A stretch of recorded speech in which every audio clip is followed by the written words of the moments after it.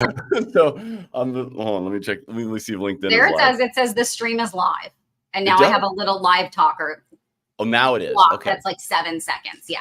We're live. We're not even going to do, I'm going to come back in here with the intro. We blew the live, guys. We're just going to go with it from here. This is just, let's do this again. Welcome to being an entrepreneur where things just don't go perfect all the time. It doesn't, and it said it went live. It's going to be fun. No worries. Adriana Cowdin is my guest today. We've been on for 2 minutes, but listen, everyone, technology is hard. Let's just go to that. And sometimes the best of us, if you search AI nerd, you find my name, and that's why I find technology hard. All right, Adriana Cowdin is the founder and CEO of Be Bold Executive Coaching. She's really helps people transition in a career to find their personal brand and master it. The conversation we're about to have is going to be around personal brand and mastering that, specifically just for careers, but also just how it applies to bigger things if you want to be an entrepreneur, because that's part of sometimes that, you've been a corporate, now you want to be a franchise owner, or you want to be an entrepreneur. Those things matter.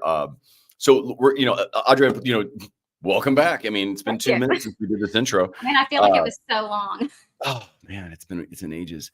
Everyone missed the icebreaker. We're just going to skip that at this point. We're just going to get into this. So Be Bold Executive Coaching is what we were discussing. Talk about what it's doing and then kind of how you got into that a little bit. Yeah, we do kind of 3 things. We do really clarifying and defining what your primary goal is. That's always the first session. And that's the only kind of standard thing I do with everyone. The second is getting that goal clarity to be navigated into a path that you can actually drive the car forward on, is what I say. I'll navigate you, you drive. And usually that means your career is transitioning. So you're getting ready to retire. You want to start a consulting business. You want to start a franchise, or you want another corporate role. And then finally, developing a personal brand that helps you achieve what your primary goal is. So it's kind of a 3-step process, but it's 100% personalized to everyone that we work with. Not one client is the same. From a perspective of kind of how I got here, I'm a 4-time entrepreneur. So I've had the success of taking a business from vision to reality to a successful sale. I've also had the experience of a business totally failing.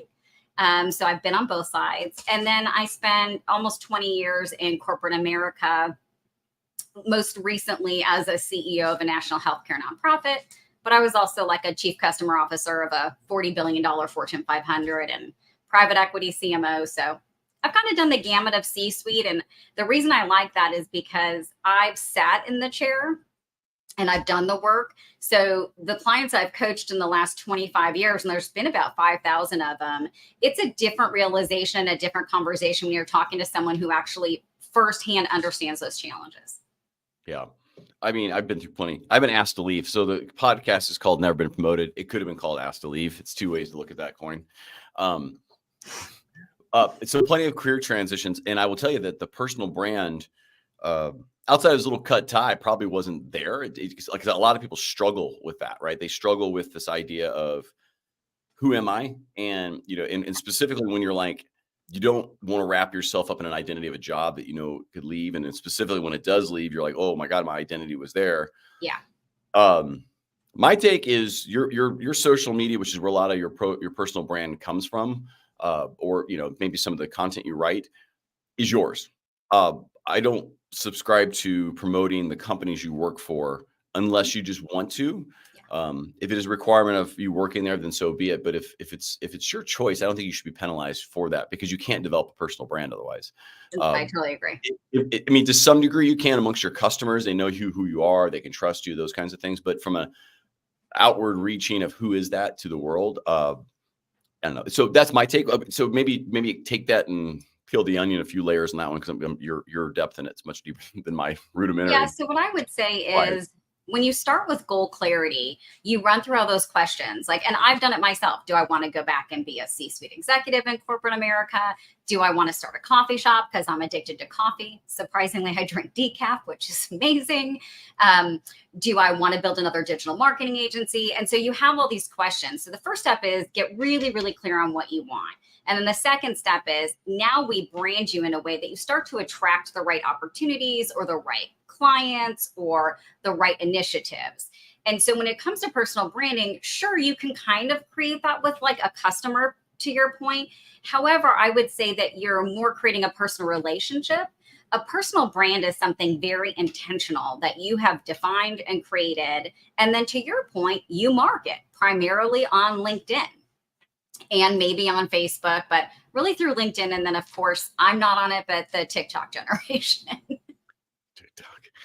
It's not for me. I'm just not pretty enough to be on TikTok. That's what I've decided. That makes two of us. Neither am I. I mean, you certainly can, like, if you say you are, then I shouldn't even like have the app at all.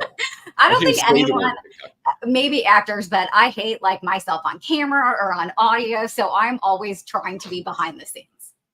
It's interesting, a personal brand too. So I personally am only on social media total, including personal stuff, as much as I'm out there. I don't count this as social media because we were having an interview, right? Yeah. But on there, only about an hour a week. So as much as we do with, filming 15 or so podcasts a week, I actually don't like being on camera. I'll do it because it's for promotion and it's what we have to be. But if I was to build the perfect company, I am behind the scenes doing the strategy and getting things involved. And I understand that. The challenge for some people, I wanted to back up, is, first deciding what it is you want to do. Right. Sometimes that feels incredibly confining because you don't really know. And you just pick something that seems right based on what you know. And it's sometimes not really what you have a passion for. So maybe walk me through that a bit, because I know there's lots of people who we've had this discussions like, what's your dream job? And people sometimes dismiss it immediately because they don't think they can make money at it.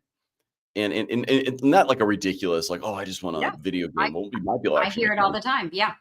So how do you do that when you're not really sure, or you're afraid the thing that's truly you're passionate about wouldn't support your lifestyle, or or is it more a methodology of learning who you are to decide where you go? Because that's going to change too. Every 90 days, you're gonna be like, maybe I want to kind of bend it a little bit more. Talk to me about how you walk through people with that, because that is such a critical step to determine what kind of personal brand you're going to transition to. So I always say there's kind of two different ways to approach it. The first is, if you're really struggling with like, what kind of organization would I fit well in? Where is my kind of natural leadership style? What will fulfill me the most professionally? Then I like to use an assessment by a company called TTI Success Insights. It's a Trimetrics EQ. It takes DISC and driving forces and behavioral factors and emotional intelligence and combines them all together. And it is just a fantastic tool to help you get there. However, if you can sit down and write in the present tense 10 goals you want to accomplish in the next 12 months. And by present tense, I mean, I earn, I exercise, I weigh, I eat, whatever that case may be, then what I always say is, if I were to take a magic wand and sprinkle it over that, and one of those could come true in the next 24 hours, which one would it be? And 99% of the time, that will just jump off the page. That is your primary goal. So interestingly enough, if you're doing this around your career, what you might find is your primary goal is actually around your marriage. So then the conversation becomes, how do you wrap that into who you are? And how do you create a professional experience that supports your primary goal of your marriage? So it's really about identifying and then branding yourself appropriately to match that goal. But the other thing I find really interesting is people can get super clear. So I love when they tell me like, oh, I'm super passionate about XYZ, but there's no way to make money. My one story for that is like Caesar the dog whisperer. That guy loves playing with dogs and grooming them.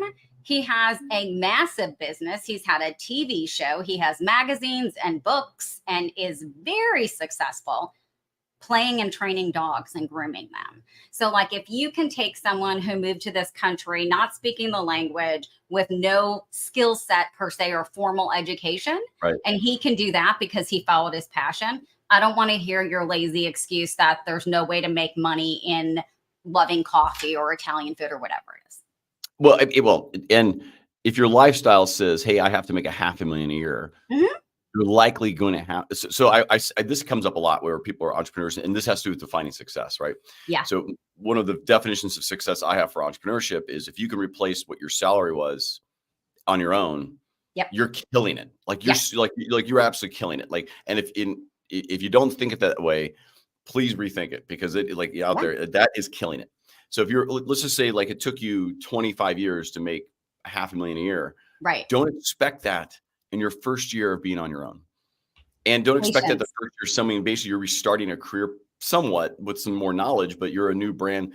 If you can do that, you should do it quicker possibly, but sometimes it doesn't work that way. So if you want to love coffee or be the coffee whisperer, if you will, you got to sometimes set yourself up. So what do you do in that situation where someone's like, I want to leave, but I got to make, whatever it is. And they're like, you got to prep for that or change some lifestyle things for a while, because otherwise, because that's a challenge, right? Because that's one of the biggest, I think, holdbacks, tiebacks is the financial things. And if you're working on a marriage, sometimes that creates, you were gone, you weren't there enough, you weren't attentive because you're working. Dynamic. Absolutely. A whole nother now dynamic. there's a whole different set of issues that come from. So talk to me about that transition as well, because it is a difficult one. I have a client right now who started talking to me because he wanted to land a new financial executive position. He's a finance executive on Wall Street, so you can all imagine how well he does financially. And when we did the goal clarity exercise, I was blown away. His number one exercise was to become a health coach, because he had had a major health transformative journey, lost all this weight, and just really loves it. And so I said, okay, well, what do we need to get to financially in the next 12 months for you to do that? And then how do we do that? That's different for everyone.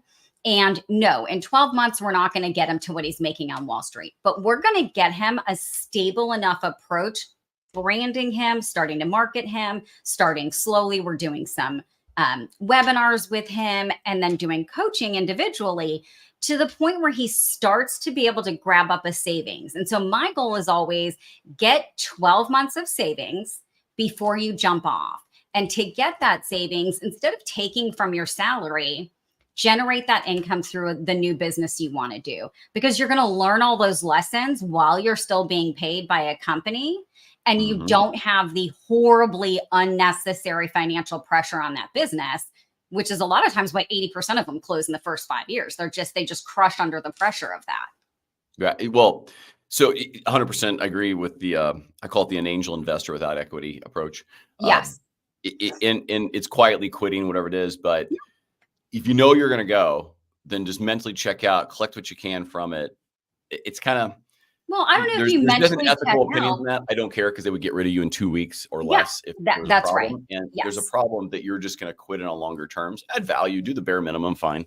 And I listen. I hope I never need a job, because I say this all the time, but I will never get rid of the side hustles or things that I would be doing. I won't. I don't think anyone should. Entrepreneurs won't ever get rid of them.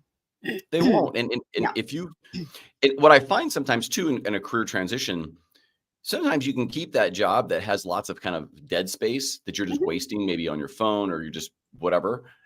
If you start working on something that's your own, that job becomes a lot more fun because it funds something else. Yeah. And so your day becomes more fun. The job doesn't become any more fun, but the day becomes more fun because in the space between, you're active. Your brain's motivated firing differently. You have a new motivation, which gives you that, I would say, that sense of energy. Like I'm excited to wake up on Monday morning now, because I know working Monday through Friday or whatever you work is funding what I'm doing on the evenings and weekends, or et cetera.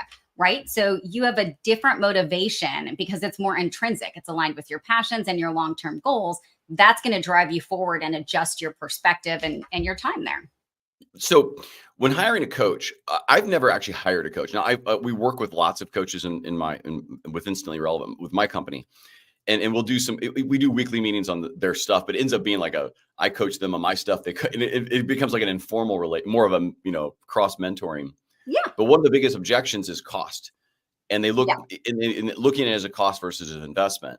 Yeah. And one of the biggest challenges that a lot of coaches face is that ROI question of, if I put in like whatever, your fees are, how do I know I'm going to get money back? And so that's because you're already facing potentially losing like an income. And now I'm saying I'm going to go spend more money on setting it up. Now, walk me through the people who say yes and how they think versus the ones who could afford it, but just don't see it as a cost versus investment, because you got to get your mindset right. Otherwise you won't leverage a coach correctly either. I totally agree with that. So it's interesting. I'll give you facts first, which is executive coaching has about a 788% ROI. If you don't factor in that you stay at your company and are kind of retained in that way, it's 529%. So the numbers work. However, most of this decision is emotional. It is not numbers. I only select 10 clients a month to work with one-on-one. And it is less about yes, they're all senior executives, but for me, it's about that values alignment. And that actually answers the question. So are you a motivated, ambitious personality? Do you dedicate yourself to achieving your goals and delivering results? Do you have a bias for action? Do you respond to and take direct, transparent feedback and constructive criticism? And finally, do you get shit done? Like, is that who you are as a person? If that's who you are, your investment will absolutely reap huge rewards. I can promise and guarantee success. However, if you're someone who's going to move really slow, that's fine. I wouldn't invest in an executive coach like me. I know I charge a lot, but I'm worth a lot because that's the value I deliver to you. I say you're reassuringly expensive. I am. Yeah. I mean, the other thing is, do you want to drive a Mercedes AMG or do you want to drive a Buick? They'll both get you there. They'll get you a different amount of times in a different type of capacity, right? There's nothing wrong with either one of them. The other thing I say is if you're a senior executive, the idea of signing up for like these coaching programs that are very cookie cutter, you are never going to be happy. I don't care if it is a third of the price of a personalized executive coach. You should be with someone who can relate to your individual challenges and give you tailored, personalized, actionable strategies to address them. And lastly, if you're investing in someone who went and got a coaching certificate on a random weekend versus someone like me who did my coaching course at Harvard, who's been coaching 25 years and who's been in the C-suite for a number of years, over a decade, you're going to pay more. You just are, but your value is going to be greater. Well, agreed. There are a lot of, marketing's where professions go to restart. Yeah. And so, a lot of, this is why there's so many problems in marketing. Coaching is the other side of it. I find, I make the funny comment. I probably shouldn't do this, but I find that the LinkedIn coaches are like cockroaches. They're necessary and you can't get rid of them. And there's too many of them. Yeah. But occasionally you get that really good one, right? That just minds it, So the point being is you need coaching. There's not a single athlete on the planet that doesn't have a coach. Yep. If you want to think, there's not a single excellent athlete or even a good one that doesn't have a coach. On top of which, they don't only have a team coach, right? Like Michael Jordan had a personal fitness coach. He had a diet coach. He had a life coach. He had a manager. They have a whole team around them. So the other question is, okay, well, I have a mentor or I have coaching through work or I have outplacement services. That's great. To me, that's the equivalent of having a coach on your team as the Bulls, right? But if you're going to be the Michael Jordan or you're going to be the, what is that guy's? Tom Brady, right? If you're going to be the GOAT, you're going to need to invest more time, energy, and resources in every capacity to achieve that level of success. And those of us that have been in the C-suite or are entrepreneurs, that's our personality. We run at a high function, high delivery, high results, high expectations. And picking the right coach too. So, for the right reason. So if they're picking you for personal branding, you have to also stay in your swim lane, though you can give advice on the other stuff. If you get somebody who's too broad, then it gets mucked up. If you say, listen, I'm going to keep you focused on personal branding and that's it. Otherwise, like the dietitian starts saying, hey, you should do like 10 push-ups. Be like, well, you got to stay in your swim lane as a coach too. And I think that's one of the indications if you meet a coach and they talk about other things they're going to do with you, it's a red flag. And maybe they're trying to add value, but you're like, we're working on personal branding and here's the value of why we do this. And this is what the deliverables are. This is what we're going to get. And this is how we'll measure it. I know you do that, but do you see this as a problem maybe in your industry as well, that people are trying to do too much as coaches? I see it in every industry. So one of my biggest pieces of advice for an entrepreneur is know your client, know your niche, and stick to it. Don't fall for well, it's someone who's willing to pay me, so I'm just going to do it because you're trying to get your first big grasp of revenue or something. That focus, and I teach my clients this too, when it comes to your personal brand, I don't care if you're a coach, an entrepreneur, an executive, whatever, the more focused you are, the more you attract people that want that, right? If I try to be a coach to everyone about everything, I can coach you on your marriage and your health and your medical condition and your career. You're not good at anything, right? Like, sure, maybe you're capable of it, but if you're going to focus and coaching me on these 3 things that you're really, really good at, first of all, I'm more likely to increase compensation to you because I find greater value. Second of all, I'm going to get the results because you're focused. And third of all, I'm going to continue to be motivated because I'm seeing progress. So Now, stay in your swim lane. I mean,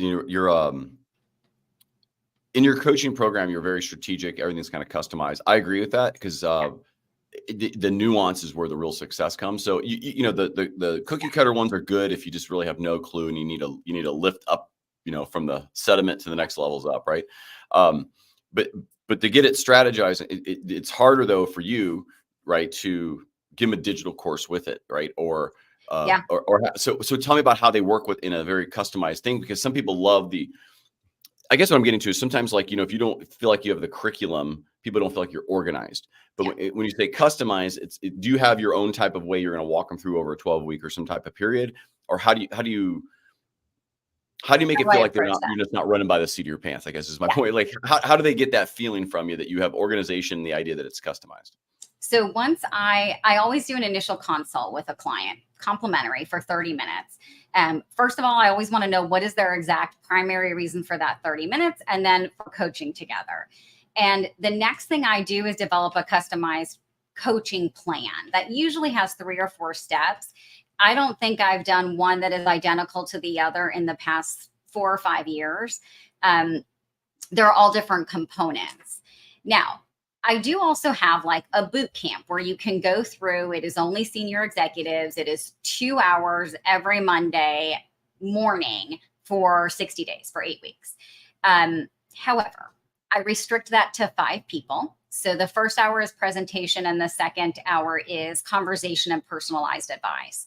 And what that does is say, if I'm someone who really likes structure or I want to make sure I cover everything from how to get clear to my personal brand, to how to network, to how to negotiate an offer, this 8-week session of 60 days might be the transformative experience I need.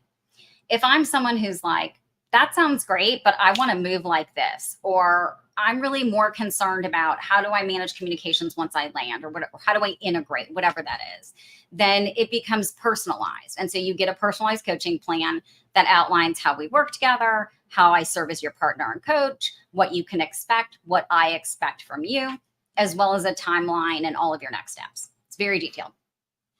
What should someone expect to invest in themselves for a let's say quality level coach, you know, like just your level or higher? What should they expect if they do like a group 5-person setting every Tuesday, or like, because honestly, I don't have a concept of it because I don't hire them. I've seen $500 a month and I've seen $10,000 or $100,000 for a program. So what should they realistically expect? I'm always amazed when people are like, oh, that's a really good deal. And then 5 minutes later, someone else on another call will be like, oh my gosh, that's a lot of money to talk to you. So what I like to say is, someone with my type of experience and background, you should plan on between $600 and $1,000 an hour. And our hours, by the way, are typically 45 or 50 minutes. We've very much adjusted to that personality where, like, we need that 10-minute transition. So the second component is, if you're doing a group session like the boot camp, it shouldn't be any more than $5,000. And the third thing, this is my biggest tip if you're going to work with a coach. We're all business people. So I love when someone negotiates with me. Like, someone pops back and is like, hey, I know your coaching program was XYZ that you recommended. Would you be willing to take Q? I'm always like, ooh, here we go. Let's have some fun. And inevitably, it always works out. And I'm always just as happy. Now, I have the flexibility to do that because I own the business and I do the coaching. If you're in more of a program, that might not be the case. But I want to touch on one other thing you said, which is, I get a lot of people asking me, why don't you do like a master class, online courses? And here's why. I charge between $500 and $1,000 an hour, closer to the higher end. And putting out a $39.99 or $59.99 online course is not in line with a personalized approach and my personal brand. So if I'm doing something that is the exact opposite of what I say I do all of the time, then I'm not living what I'm teaching you to do. So that doesn't make any sense to me. I was trying to catch you in that. That's all I was trying to do there. I'm trying to say, so you have $100. And I get to sometimes volume. So you'll see these on LinkedIn. Sometimes these guys, like people who are like have $100 LinkedIn course and they give away tons of stuff. Yeah. It makes sense if it's your top of funnel. But the truth of the matter is, in my opinion, at least I've seen, as a, former executive of a company, and 2 hours, even that is a lot for someone to bite off as an executive. Yeah. But over a 8-week period, and they say, hey, listen, I'm doing this for 8 weeks because it's something to them. I get it. But at the end of the day, like someone's not going to sit there on their nights after they've worked all day to go do that either. The true buyer of your stuff is not $100 person at all. Because they need the interaction, and that's the value. It's the nuanced questions that they're going to have that they're not going to get answered. And I agree with you. I was going to say, how do you manage the personal brand of 99? And I assume since you're 10 customers a month, you didn't have it. But I think that's the lesson I'd like to throw out there to people. Pick your poison. I would be okay if you have an additional course you gave away. Oh, totally. Yeah, absolutely. More than sold it for $40, because the reason I have an executive layoff survival guide and a checklist. You can have all that. I'm always happy to give that, but I am not going to dilute my brand value and the offering I have by putting out a $100 offering and then saying, oh, by the way, you should spend X amount per month to get individualized advice, which, by the way, they're all going to do. They're all going to try and upsell you. I know I leave money on the table because I'm not generating, I always call it, revenue at night, like while I'm sleeping with those courses selling, but that doesn't concern me. Well, I agree with you. So if your brand is, hey, I'd rather work with 10 people, and it's, you're not trying for $100 million exit. You have a great lifestyle business that can be sustained for years and years. You can eventually bring other coaches in. I get the model. And when I want to explain to people from a top of funnel, I'd rather see you just go put that stuff out on YouTube and make it free, because I think it brings in the right person to say this, and it credentials you even further. Absolutely. And we do a masterclass I give out free, and I think we collect email, but I'm so anti-spam and brands wrecking stuff like that. I tell people, like, we collect the email. One day we might email you. I'm not sure. We've collected thousands of emails from every meeting I've ever had. I think we've emailed 20 people, and I was like, this is too spammy, stop. So the point being is, like, we give away a masterclass because I said in this, it's the same thing. If you can take 50% of what I'm doing and do it okay, you're in the top 10% of how to use LinkedIn. Yeah. And if you want to really get it done or know how to do it, then just call me and we'll figure out how to go do that. And I agree with you. You should try to negotiate. And I'm okay with that. And sometimes I just say, you get a feel for the person. You're like, hey, it's this price. Well, I always have, I learned this in my second business. I have a PIA fee, pain in the ass, or PITA fee. If you're a pain in the ass and I don't really want to work with you, you're going to pay me a premium. You're not going to know it, but you're going to. Now, I do have the luxury that I only work with 10 people, so I don't take PITAs anymore. But I use it, particularly when I ran a marketing agency. I was like, oh my God, this client is going to be a nightmare. And sometimes you have to take those clients. And so you just adjust your fees appropriately. It goes the other way too. Like if I'm talking to someone, I'm really excited to work with them, and they come back and say, hey, I just can't afford this, or I can afford this per month. I'll find a way to make it happen for you within your financial abilities that I feel happily compensated at. Right. Something more fun than firing a customer. You hate losing revenue. And sometimes you're like, oh my God. When you start dreading meetings, which as an entrepreneur, like I hate meeting with this person every week. Yeah. It's happened a handful of times. I feel like I'm back to work, and I'm like, we've had a pretty big customer where it was like, for $10K a month kind of customer. I was like, I could not stand meeting with this lady every week. And she was new. So we had this customer prior, and she had joined their team. And all of a sudden it was like, she was honestly the worst individual I've ever met in my life, to be honest with you. And I've worked with some doozies. And it's like that 1 hour meeting will drain you for the rest of the day. Oh, and the team in between times, having to interact with this human, it was horrible. Yeah. And I was like, I'm not losing my teams over this for sure. No. I mean, like, it's a lot of money per month, but I was like, nope, we got to get rid of it. Totally get it. Yeah. Fast forward a year and talk about your own business. How are you setting your own goals? what is it's going to get you excited or look back at and go, man, that was a really good use of my year and time? A couple things. And this is what I tell my clients. Like, once you decide what you want to do, how you want to do it, where you want to do it, and with whom, everything else unfolds. So for me, it's about balancing. I have a significant amount of health concerns and issues. So it's about balancing the energy I'm given each day with what I want to do. I happen to love working. So I love my business, and I choose to work X amount of hours per day, 4 days a week.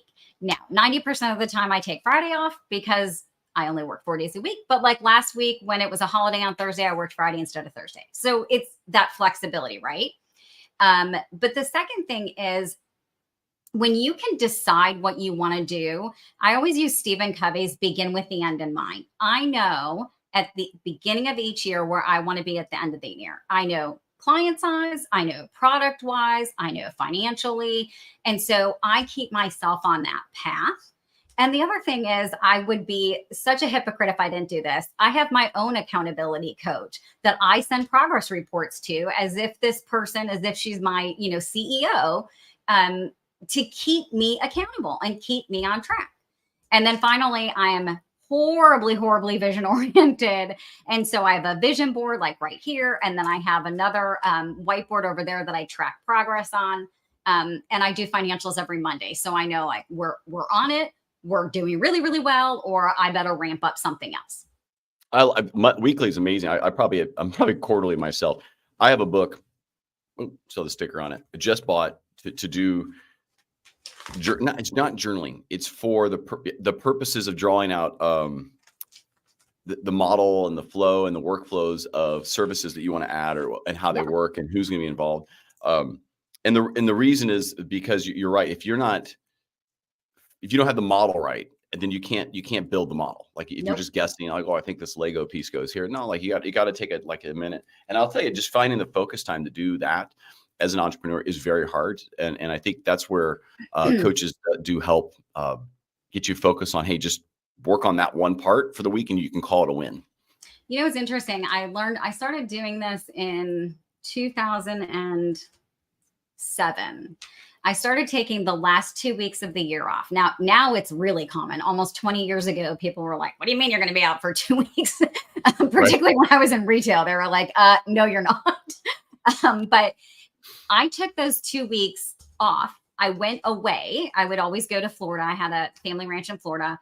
And I would spend those 2 weeks visioning and strategizing what the next year, 3 and 5 were going to look like.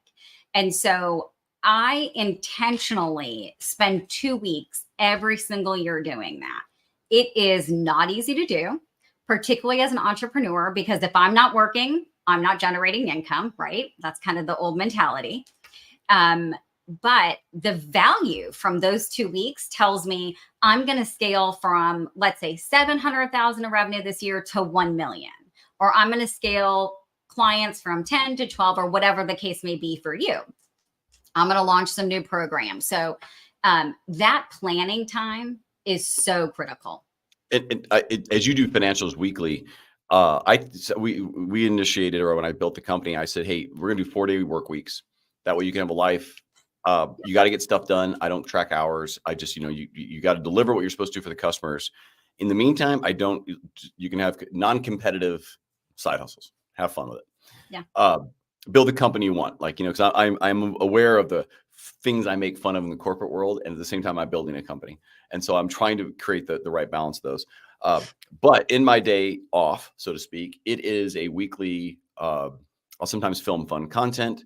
Yeah. I'll start drawing new models of what we need to do, whatever the thing is. But that's a once a week look at it. Because the 2 weeks I need patterns.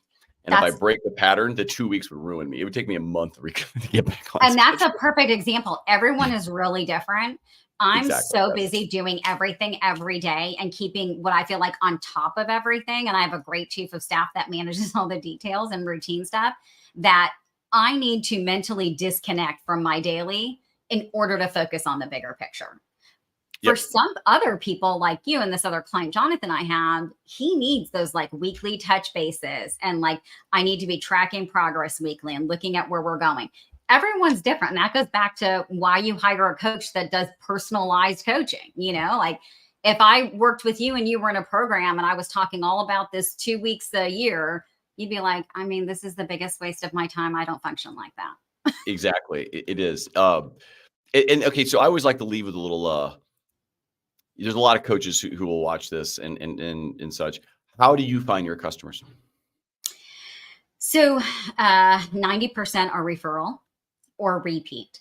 I have one client I've taken from director to AVP to VP. She's now CMO. I have another one that's now a CIO. As of 2 years ago, we're working on a CEO role for him. So I get a lot of repeat business and I get a ton of referrals. But here's what I say. If you don't have a network that you can lean into, or you aren't really established and credible in the coaching space yet, there are amazing programs that will connect you with LinkedIn. And I'm not talking about like the automated spam messages. Please, please, please don't do those. But they will be able to help you optimize Sales Navigator on LinkedIn. And that's a great place to go if you're looking for business clients, entrepreneurs, executives, managers, professionals. The flip side is if you're doing, let's say, health coaching or personal fitness coaching or mental health coaching, I would be putting content on TikTok and Instagram. It's just where I would go.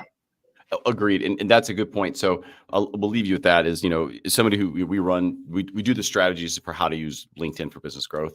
Yeah. Not every industry's on there in the capacity because no one's on there to buy anything. They're on there to get a job or sell something. But you can get people to come to you.